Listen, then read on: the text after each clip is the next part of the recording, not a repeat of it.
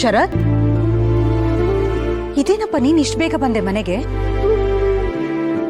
ಏನಾಯ್ತು ಹಿತಾಗೆ?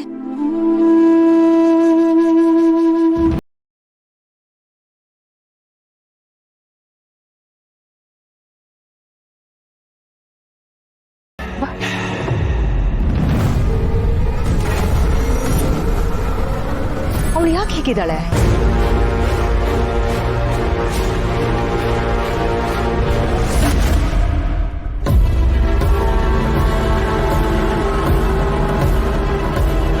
ಮಾಯಾ, ನನ್ ಮಗಳನ್ ಬಿಡು. ವಾಮನ, ಹಿತ ಪುಟ್ಟಿಗೆ ಸ್ಯಾಂಡ್ವಿಚ್ ಮತ್ತೆ ಜ್ಯೂಸ್ ತಗೊಂಡ್ ಬನ್ನಿ. ಪಾಪ ನಮ್ ಹಿತ ಬೆಳಗ್ಗೆಯಿಂದ ಏನೂ ತಿಂದಿಲ್ಲ. ಲಂಚ್ ಬಾಕ್ಸ್ ಕೂಡ ಹಾಗೆ ಇದೆ. ಏನಾಯ್ತು ಮಾಯಾ ಹಿತಾಗೆ? ಅದು ನಾನು ಮತ್ತೆ ಶರತ್ ಆಫೀಸಲ್ಲಿ ಇದ್ವಿ. ಹಿತಾ ಸ್ಕೂಲಿಂದ ಅವಳ ಬಗ್ಗೆ ಏನೋ ಕಂಪ್ಲೇಂಟ್ಸ್ ಇದೆ ಅಂತ ಕಾಲ್ ಬಂತು. ಅಲ್ಲಿ ಹೋದ್ಮೇಲೆ ಗೊತ್ತಾಯ್ತು ಹಿತಾ ಸ್ಕೂಲಲ್ಲಿ ಇತ್ತೀಚೆಗೆ ರೆಬೆಲ್ ಆಗ್ತಿದ್ದಾಳೆ ಅಂತ.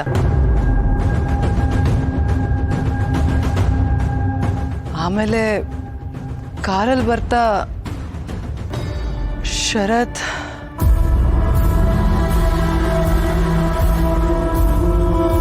ಯಾಕೆ ಪುಟ ಹೀಗೆ ಮಾಡ್ದೆ?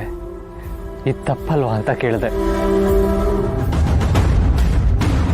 ದೊಡ್ಡವ್ರು ಮಾತಾಡ್ತಿದಾರಲ್ವಾ?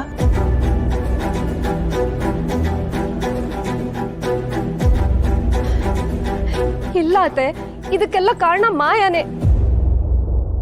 ಅವಳೇ ಬೇಕು ಬೇಕು ಅಂತಾನೆ ಕಾರ್ ಡೋರ್ ಓಪನ್ ಮಾಡಿದ್ದು. ನಾನ್ ಹಿತನ ಕಾಪಾಡಿದ್ದು. ನಿಮ್ಗೆಲ್ಲ ಯಾಕಿದು ಅರ್ಥ ಆಗ್ತಿಲ್ಲ? ಒಬ್ಬ ಒಳ್ಳೆ ತಂದೆ ಆಗ್ತೀನಿ ಅಂತ ಇಷ್ಟು ದಿನ ಪ್ರಯತ್ನ ಪಟ್ಟೆ. ನಾನದ್ರಲ್ಲಿ ಸೋತೆ ಅಂತ ಅನಿಸ್ತಾ ಇದೆ ಅಮ್ಮ.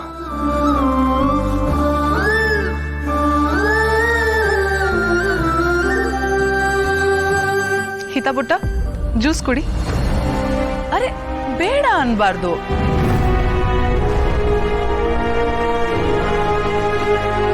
ಹಿತ ಪುಟ್ಟ, ಚೂರ್ ಜ್ಯೂಸ್ ಕೊಡಿ. ಮಾಯಾ, ಅವಳಿಗೆ ಜ್ಯೂಸ್ ಕೊಡ್ಬೇಡ. ಅವಳು ಬೇಡ ಬೇಡ ಅಂದ್ರು ಯಾಕೆ ಹಿಂಸೆ ಕೊಡ್ತಾ ಇದ್ಯಾ? ಬಿಡ ಅವಳನ್ನ.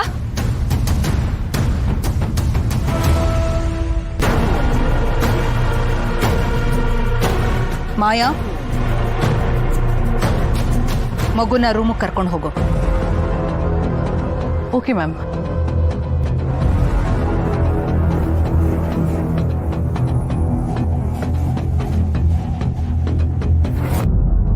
ಶರತ್, ಒಂದು ಮಗುನ ಬೆಳೆಸೋದಕ್ಕೆ ತಂದೆ ಆದವನು ಏನ್ ಮಾಡ್ಬೇಕೋ ಅದನ್ನೇ ಮಾಡ್ಬೇಕು.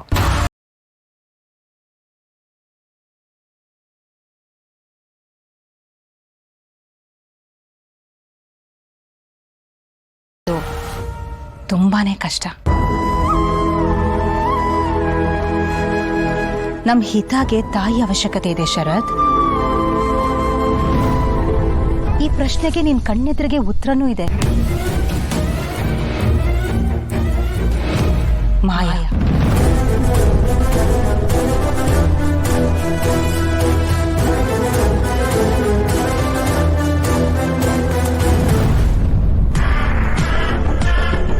ಮಾಯಾ ನಮ್ ಹಿತಾಗೆ ಸರಿಯಾದ ತಾಯಿ.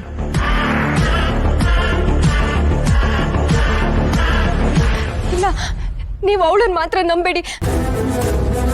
ಅವಳು ಒಳ್ಳೆ ತಾಯಿ ಅಲ್ಲ. ಮಾಯಾ ನಿಮ್ ಎಲ್ರ ಕಣ್ಣಿಗೂ ಮಣ್ಣೆರ್ಚ್ತಿದ್ದಾಳೆ. ಅಂಬಿಕಾ ನೆನಪಿಂದ ನಿನಗೆ ಹೊರಗೆ ಬರೋದಕ್ಕಾಗ್ತಿಲ್ಲ. ನಿನ್ ಪರಿಸ್ಥಿತಿ ನನ್ಗೆ ಅರ್ಥ ಆಗತ್ತೆ ಶರತ್. ಆದ್ರೆ ಹಿತ ದಿನೇ ದಿನೇ ಹೀಗಾಗ್ತಾ ಇರೋದು ನಮ್ಮೆಲ್ಲರ ಕಣ್ಣೆದುರಿಗಿರೋ ಸತ್ಯ.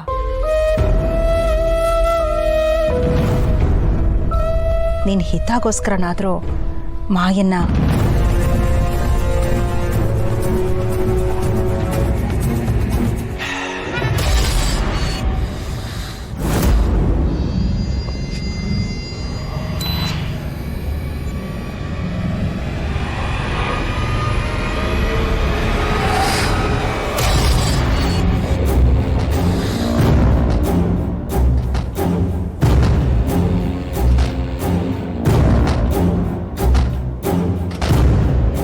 ಮುಂದಿನ ಸಲ ನನ್ನ ಮಗಳಿಗೆ ತೊಂದರೆ ಕೊಡಬೇಕಾದ್ರೆ 100 ಸಲ ಯೋಚನೆ ಮಾಡಬೇಕು.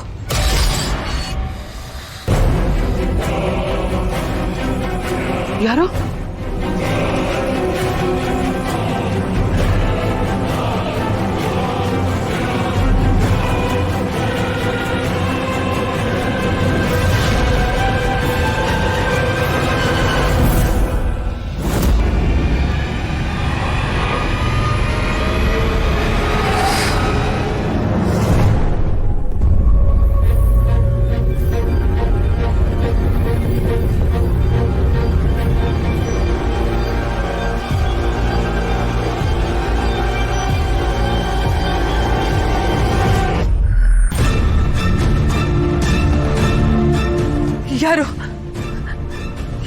ಮಾಡೋದು?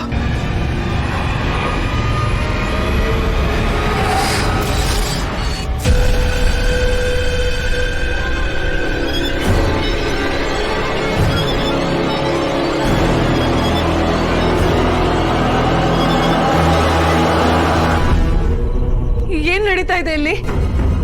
ಯಾರಿದ್ದೀರಾ? ನನ್ ಮಗಳಿಗೆ ತೊಂದರೆ ಕೊಡ್ತೀಯ?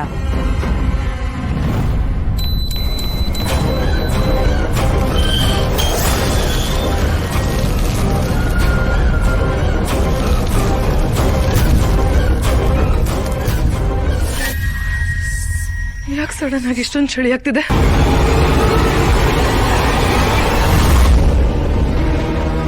ಏನಾಗ್ತಿದೆ ಇಲ್ಲಿ? ಏನೇನು ನಡೀತಿದೆಯಲ್ಲ?